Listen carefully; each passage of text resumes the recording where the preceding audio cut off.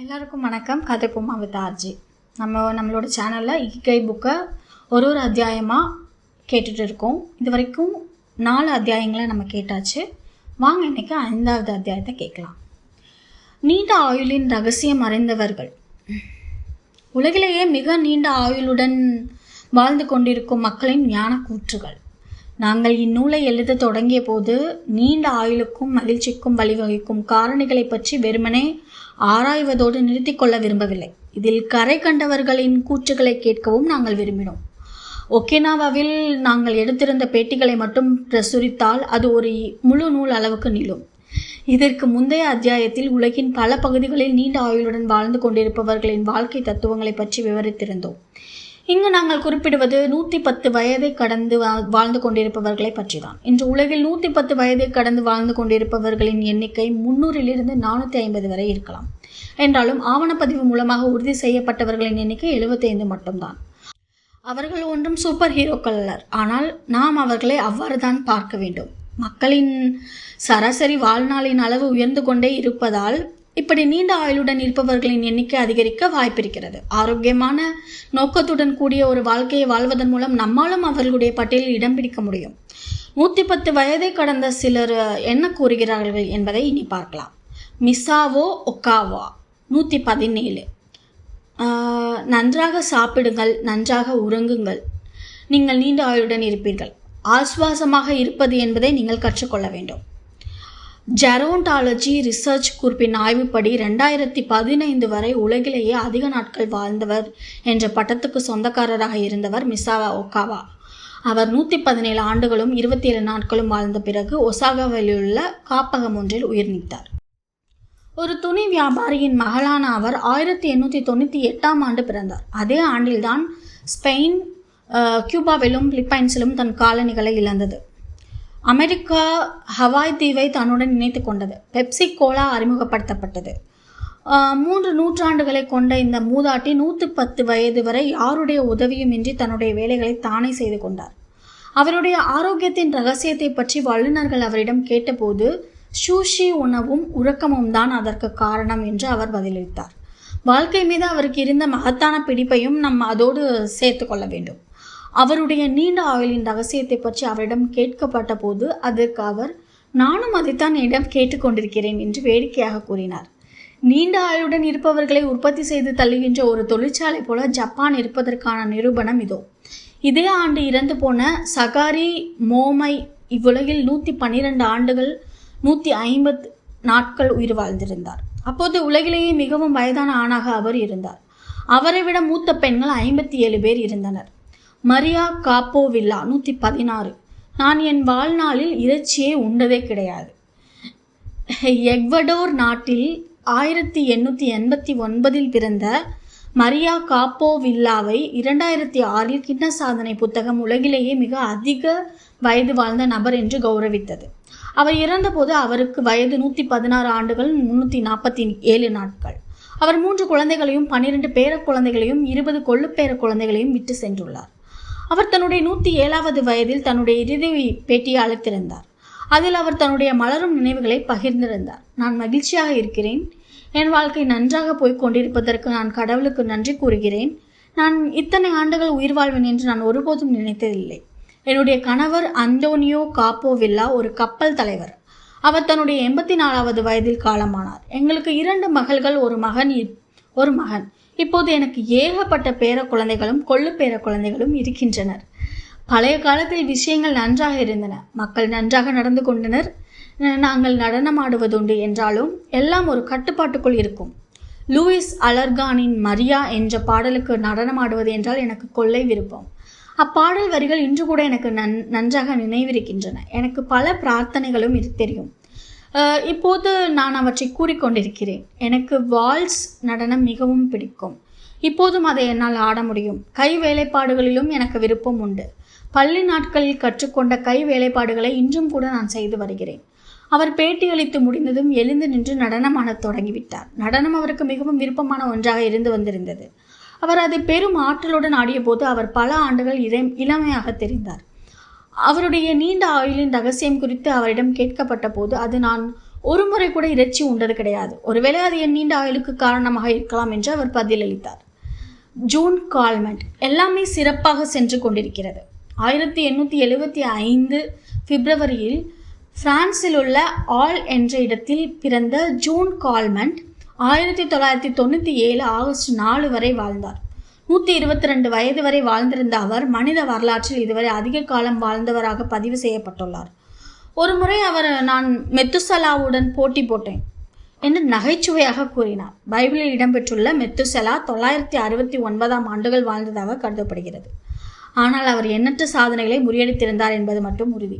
தன்னுடைய நீண்ட மகிழ்ச்சியான வாழ்க்கைக்கு பிறகு அவர் இயற்கையான காரணங்களால் இறந்தார். தன்னுடைய வாழ்க்கையில் அவர் எதையும் ஒதுக்கி தள்ளியது கிடையாது. 100 வயது வரை அவர் சைக்கிள் ஓட்டி கொண்டிருந்தார். 110 வயது வரை யாருடைய உதவியும் இன்றி தனியாக வாழ்ந்து கொண்டிருந்தார்.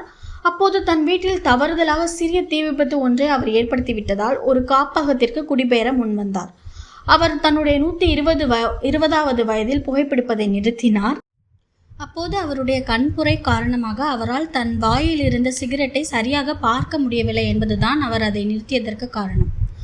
அவருடைய நீண்ட ஆயுளுக்கு அவருடைய நகைச்சுவை உணர்வு ஒரு காரணமாக இருந்திருக்கலாம். அவர் தன்னுடைய 120வது பிறந்தநாள் கொண்டாட்டத்தின் போது, என்னால் சரியாக பார்க்க முடியவில்லை, என்னால் சரியாக கேட்க முடியவில்லை, நான் மோசமான உணர்கிறேன், ஆனால் மற்றபடி எல்லாமே மிக சிறப்பாக சென்று கொண்டிருக்கிறது என்று அவர் கூறியிருந்தார். Walter pruning. 114. நீங்கள் உங்களுடைய உடலையும் மனத்தையும் சுறுசுறுப்பாக வைத்திருந்தால் நீண்ட காலம் இங்கு உலாவிக் கொண்டிருப்பீர்கள். 3 நூற்றாண்டுகளை சந்தித்திருந்த வால்டர் ப்ரூனிங் அமெரிக்காவில் உள்ள மினசோட்டாவில் 1896 பிறந்தார். இயற்கையான காரணங்களினால் அவர் 2011 இறந்தார். அவர் 2 முறை திருமணம் செய்து கொண்டிருந்தார். 50 ஆண்டுகள் ரயில்வே துறையில் பணிபுரிந்தார். தன்னுடைய 83வது வயதில் ஓய்வு பெற்ற அவர் ஒரு காப்பகத்திற்கு இடம்பெயர்ந்தார்.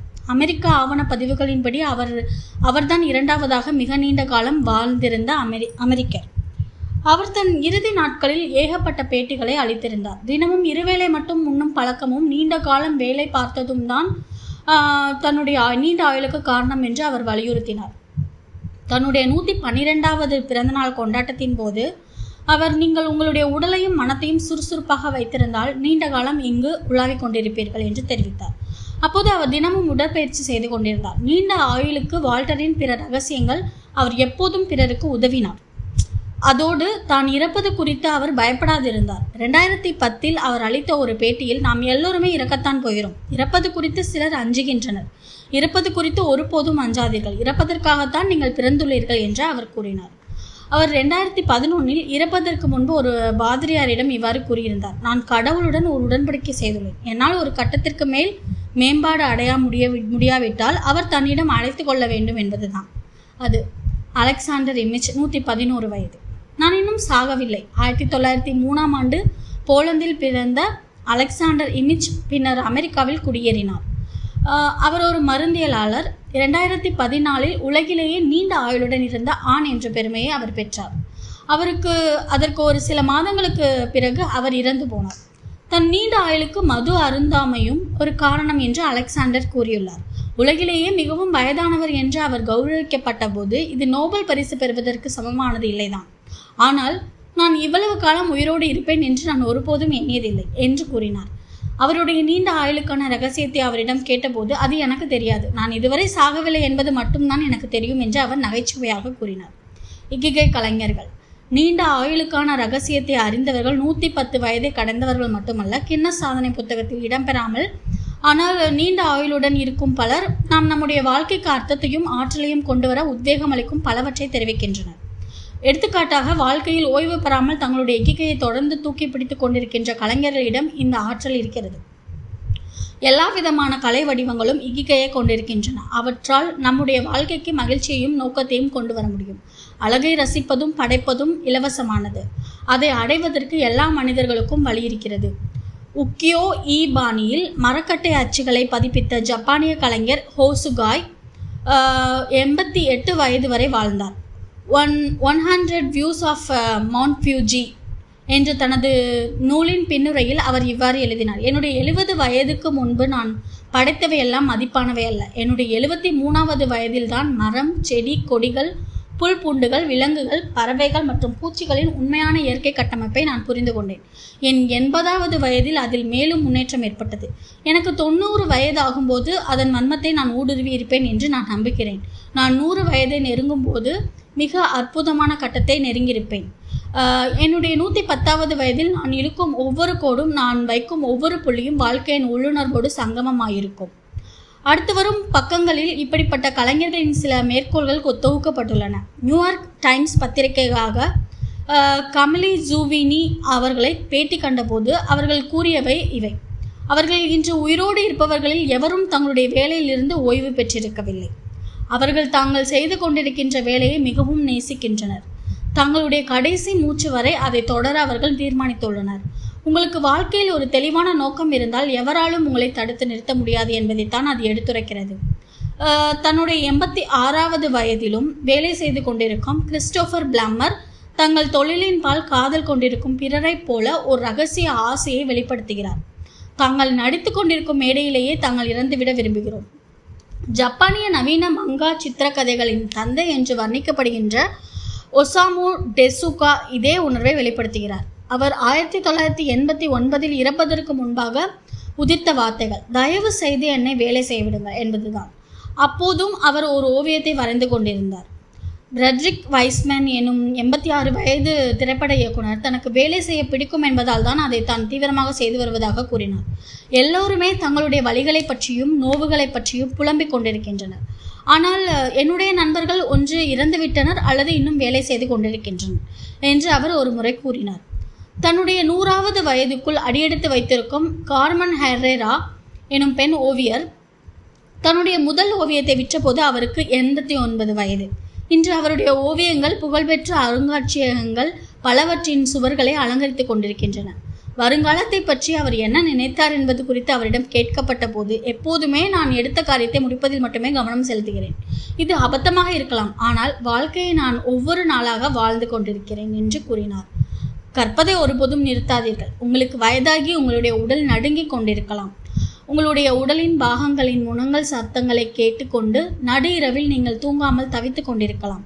நீங்கள் நேசித்தவர்களை நீங்கள் இழந்திருக்கலாம். பைத்தியக்காரர்களால் உங்கள் உலகம் பந்தாடப்பட்டு கொண்டிருக்கலாம். கீழானோரின் மனங்களில் உங்கள் கௌரவம் குளித்தோண்டி புதைக்கப்பட்டிருக்கலாம்.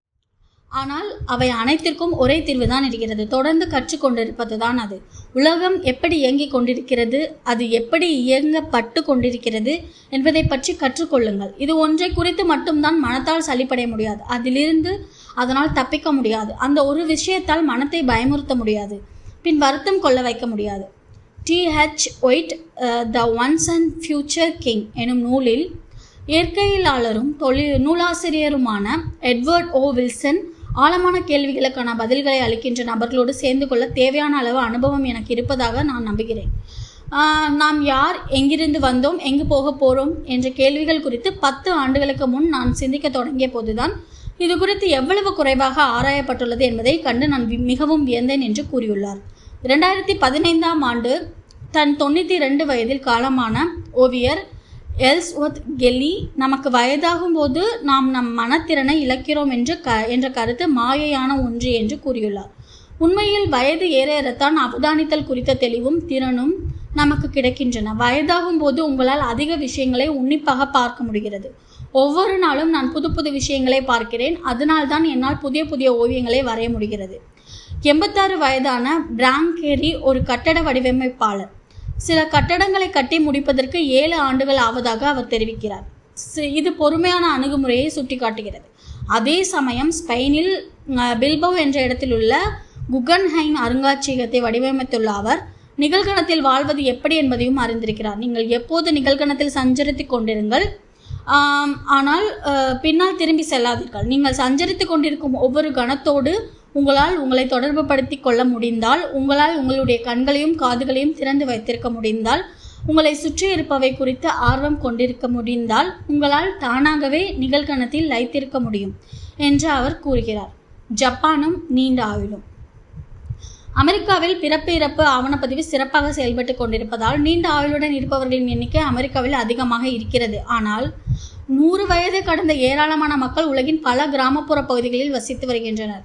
100 ஆண்டுகள் தங்கள் கண்முன் கடந்து ஓடுவதை காண்பதற்கு கிராமப்புறங்களின் அமைதியான வாழ்க்கை முறை எண்ணற்றவர்களுக்கு உதவி இருக்கிறது.